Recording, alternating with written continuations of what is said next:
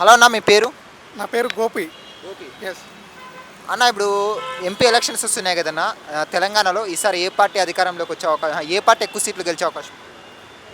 మనం ప్రధానంగా చూసుకున్నట్లయితే అసెంబ్లీ ఎన్నికల తర్వాత బీఆర్ఎస్ పార్టీకి కొంత నష్టం జరిగింది. అది ఎలా జరిగిందనేది గత ప్రభుత్వం యొక్క వైఫల్యం కావచ్చు. ప్రజలు ఒక మార్పు కావాలనుకున్నారు. దానిని బేస్ చేసుకొని ఒక కొత్త ప్రభుత్వం అనేది ఏర్పడింది. ఈ పార్లమెంట్ ఎన్నికల్లో ప్రధానంగా మనం చూసుకున్నట్టయితే అపోజిషన్ పార్టీ అనేది కొంచెం స్ట్రాంగ్గా ఉండాలి. ప్రతిపక్ష పార్టీ ఎలా ఉన్నా అపోజిషన్ పార్టీ గట్టిగా ఉంటేనే వాళ్ళు పెట్టిన స్కీమ్స్ అవన్నీ ఇంప్లిమెంట్ చేయడానికి కొంచెం అనుగుణంగా ఉంటుంది. మీరు ఏ పార్టీ వస్తే బాగుంటుందని మీరు అనుకుంటున్నారు?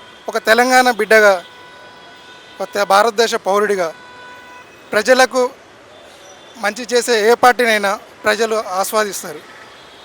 ఫాల్స్ ప్రామిస్ చేసి అమలు కాని హామీలు ఇచ్చి ప్రజలను మభ్యపెట్టి అధికారంలోకి వచ్చి అధికార మదంతో విద్యార్థులను సైతం పేదలను లెక్క చేయకుండా ఏ పార్టీ అయినా వ్యవహరించినట్టయితే అది ఏ పార్టీ అయినా దాన్ని తిరస్కరించేందుకు ప్రజలు సిద్ధంగా ఉన్నారు. యూత్ ప్రధానంగా చూసుకుంటే మన దేశంలో యూత్ పాపులేషన్ ఎక్కువ ఉంది. ఎలాంటి పార్టీనైనా ప్రశ్నించడానికి యూత్ కూడా సిద్ధంగా ఉంది. ఇప్పుడు కాంగ్రెస్ వచ్చి 4 నెలలు అవుతుంది దగ్గర అధికారంలోకి. వాళ్ళ పరిపాలన మీకు ఎలా అనిపిస్తుంది అన్న? మనము ఆ కొత్త ప్రభుత్వాన్ని క్వశ్చన్ చేసేంత కూడా మనం అనలేము. ఎందుకంటే వాళ్ళు కొత్త. మన సీఎం రేవంత్ రెడ్డి గారు ఆయనకి మంత్రిగా చేసినటువంటి అనుభవం కూడా లేదు. అతను ఒక సాధారణ కార్యకర్త నుంచి ఒక ముఖ్యమంత్రి స్థాయి వరకు ఎదిగారు. సో ఆయన పరిపాలన ఎలా ఉందనేది మనం రానున్న రోజుల్లో చూస్తాము. ఇప్పుడు ఆయన ప్రభుత్వం పైన మనం కామెంట్ చేయడం మంచిది కాదు. కానీ ఏ ప్రభుత్వం ఉన్నా కానీ అల్టిమేట్గా పేదలను, విద్యార్థులను దృష్టిలో పెట్టుకొని వాళ్ళు వ్యవహరించాల్సిందిగా ఒక విద్యార్థిగా నేను సూచన చేస్తున్నాను.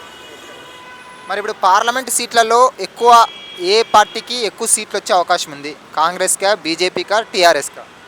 మన తెలంగాణ రాష్ట్రంలో బీజేపీకి అంత లేదు అని నేను అనుకుంటున్నాను. తెలంగాణలో ప్రధానంగా 2 పార్టీలు, ఒకటి బీఆర్ఎస్, 2 కాంగ్రెస్. ఇప్పుడు కాంగ్రెస్ పార్టీ అధికారంలో ఉంది.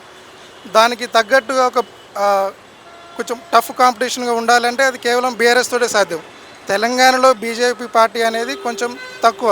అది కేవలం హైదరాబాద్లో అక్కడో ఇక్కడో కొంచెం దాని ప్రభావం ఉంటుంది తప్ప మనము మండలాల వైజ్, గ్రామాల వైజ్ చూసుకున్నట్టయితే దాని యొక్క ప్రభావం అంతగా ఏమీ ఉండదు అనేది నా ఉద్దేశం.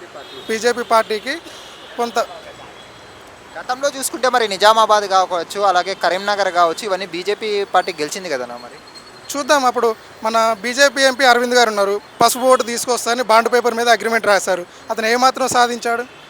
మాటలు చెప్పడమే కాదు కదా, చెప్పిన మాటల్ని రుజువు చేసుకోవడంలోనే ఉంటుంది లీడర్ యొక్క క్యాపబిలిటీ ఏంటి అనేది. కవిత అరెస్ట్ పట్ల మీ అభిప్రాయం ఏంటన్నా? అదొక ఎలిగేషన్ చేశారు అంతే. ఆమె ఒక నిందితురాలని చెప్పి ఆమెను ఎవరు కూడా అనౌన్స్ చేయలేదు. ఆమె పైన ఇంకా కస్టడీ నడుస్తుంది కదా. వచ్చిన రిజల్ట్ని బేస్ చేసుకొని వాళ్ళు ఇంకా చూద్దాం. ఇంకా డిక్లరేషన్ అయితే ఇవ్వలేదు కదా. సుప్రీంకోర్టులో కేసు నడుస్తుంది. ఆమె 22కి ఏమో అయిపోతుంది కదా. ఓకే, థ్యాంక్స్ అన్న. ధన్యవాదాలు. హాయ్ ఫ్రెండ్స్, మా ఫ్యూచర్ టుడే ఛానల్ చూస్తున్నందుకు చాలా థ్యాంక్స్. మరిన్ని లేటెస్ట్ వీడియోస్ కోసం వెంటనే సబ్స్క్రైబ్ చేయండి. అలాగే ఈ బెల్ని కూడా రింగ్ చేసేయండి. మా లేటెస్ట్ వీడియోస్ నోటిఫికేషన్స్ అన్నీ మీ మొబైల్లో వస్తాయి. మా వీడియోస్ మీకు నచ్చితే లైక్ చేయండి, షేర్ చేయండి. నచ్చకపోతే కామెంట్ చేయండి.